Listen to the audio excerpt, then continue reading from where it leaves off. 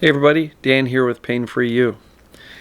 I did not get outside today. It was way too windy and the noise in the microphone would have been overwhelming.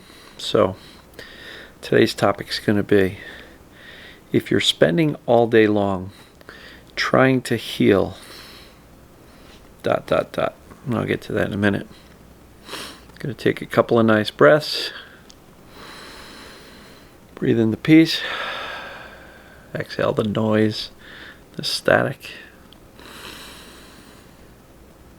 Breathe in the comfort.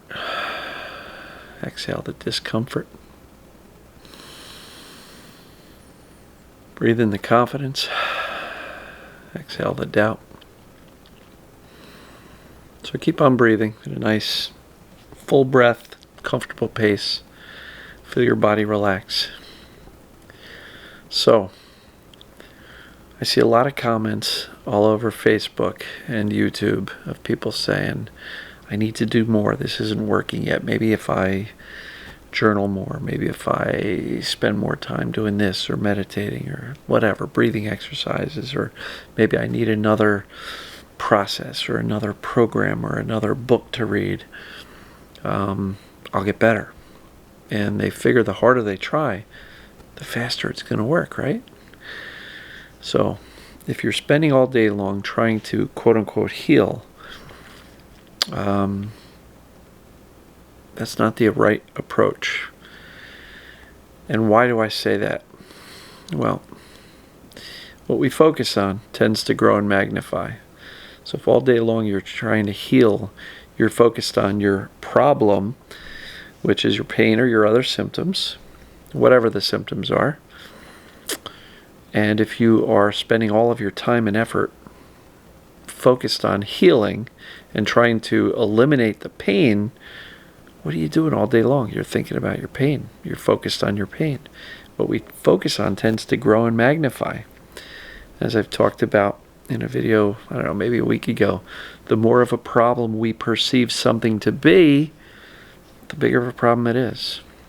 So neuroplasticity. I always talk about how the brain wires the things that we're focused on, right? Those connections connect, and every time we use them, they stay connected. So if you want to get rid of the pain, why are you spending hours and hours and hours a day focused on it, trying to heal it? Because all you're doing is using those neural pathways. And that's why so many times I'll make a comment that says, make life more important than fixing yourself or healing or getting rid of the pain or babysitting your pain. And I know a lot of people say, oh, that's dismissive, Dan. You don't have any idea how bad my situation is. Yes, I do. I had 13 years worth of chronic back pain and sciatica. Some of it was brutal, kept me on the floor. I don't know how many hours of how many days I spent looking up at the ceiling with, laying flat on my back with my knees bent just to let my body sink into the floor. So I do get it. But this is one of those things where the harder you try, I think, unfortunately, the harder it gets. I'm not suggesting we don't put any effort whatsoever into the various concepts, the things that I teach or some of the other experts share. There is some benefit to those things. But we don't want to spend all day doing it. If all day long you're binge watching my videos, thank you, I'm flattered, but if you're doing that, if you are listening to podcasts all day long, every time you're doing something, you're listening to a podcast, or you're reading a Sarno book for the third or fourth time, or you've got 8 different TMS-related books, and you're looking for the next book that you should get, and you jump from one coach to another. And I'll tell you, some of the people that I coach have been to several of the coaches out there, or they've bought several of the programs out there. Some of them spending a lot of money on this TMS stuff. And that's in addition to all of the mainstream medicine, things that they've tried to eliminate their pain.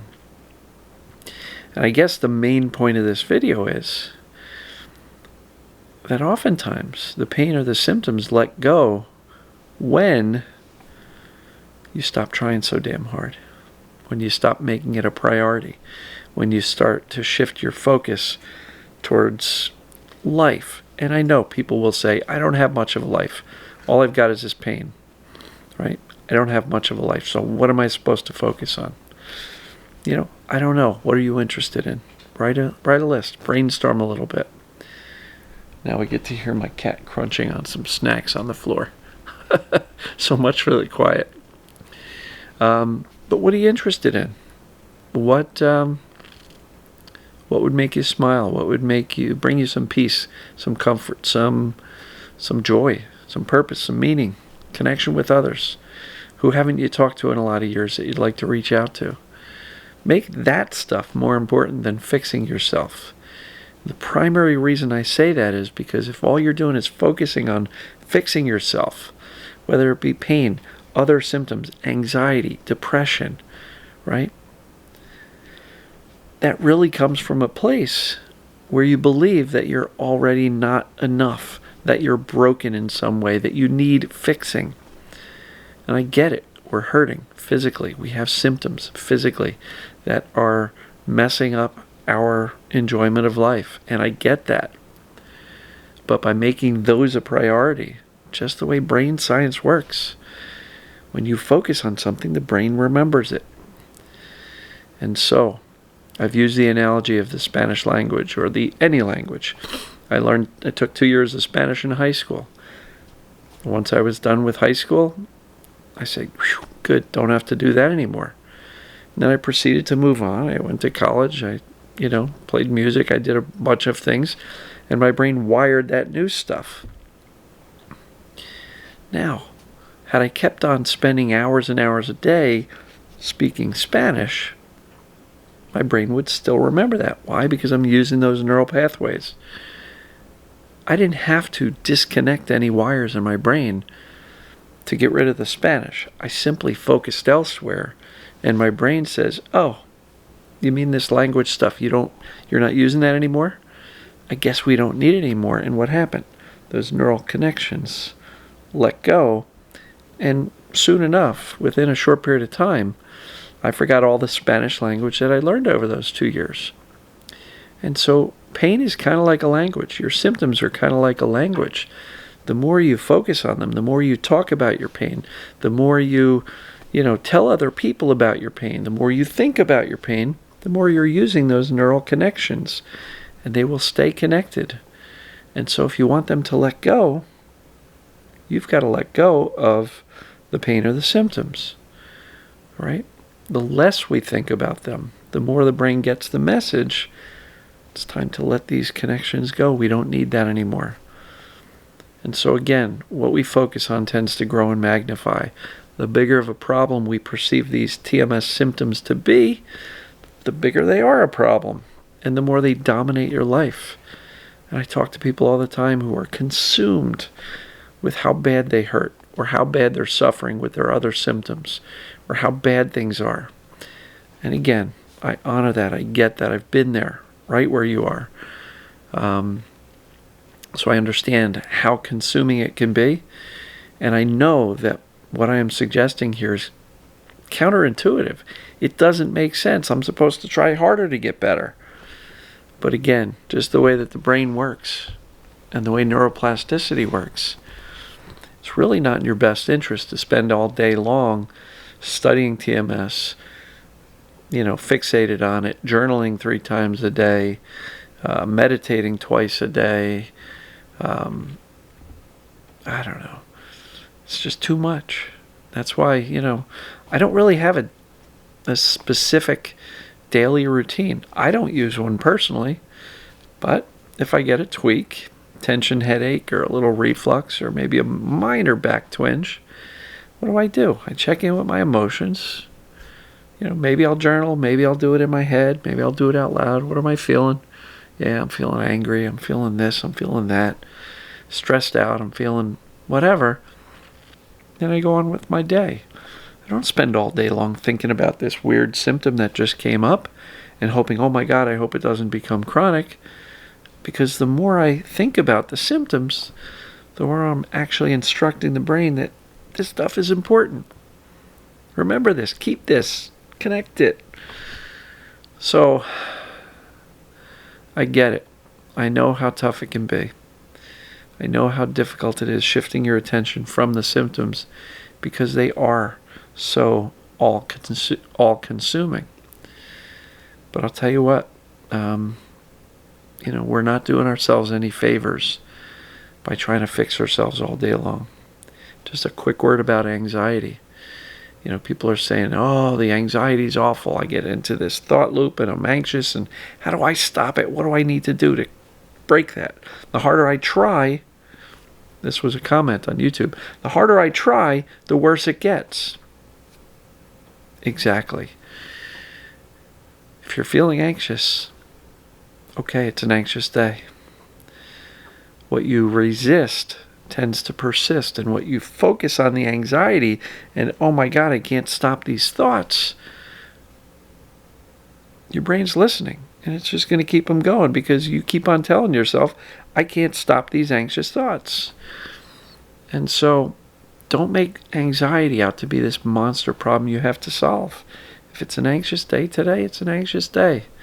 The less attention you give to it, the less of a problem you make it out to be, the less of a problem it actually is. Same with depression. I think depression is sadness combined with hopelessness. And so if you're sad because of your symptoms, hopefully these videos and the TMS approach is giving you a little bit of hope, which just turns your depression into sadness. And we can deal with sadness. Depression's really tough because we don't see a way out. But if you're sad and depressed about your symptoms and your current space and place in life, I hope you will see that there is a way out and you're on it. And so many people are getting better. Just read through the comments. People are just saying, oh, I did this and started seeing results. I did that, seeing results. Go to the Pain For You private group and search for success story. You'll see a bunch of them. If you've got one, let me know. Send it in. I'll share it. But if you're really depressed about your symptoms and you're focused on your symptoms and you're trying to fix them all day long, what we stare at and what we focus on tends to grow and magnify. So as much as possible, more often than not, try to shift your attention back to doing something else besides fixing yourself. Because I truly believe you're not broken. You're not broken physically. You're not broken mentally. You're not broken emotionally. You're not damaged goods. You've just got an experience of pain. You got medicalized. You got sucked into the medical system where they couldn't fix you. And before long, you felt broken. And it's just, your brain came up with this misinformed belief system that you're broken. There's a major problem. And if we can teach the brain that we're actually okay, we can let go of these symptoms. They can turn it off. The nervous system will settle down. So, what do you guys think? How many of you, raise your hand, comment below, how many of you are spending a lot of your day in this TMS world?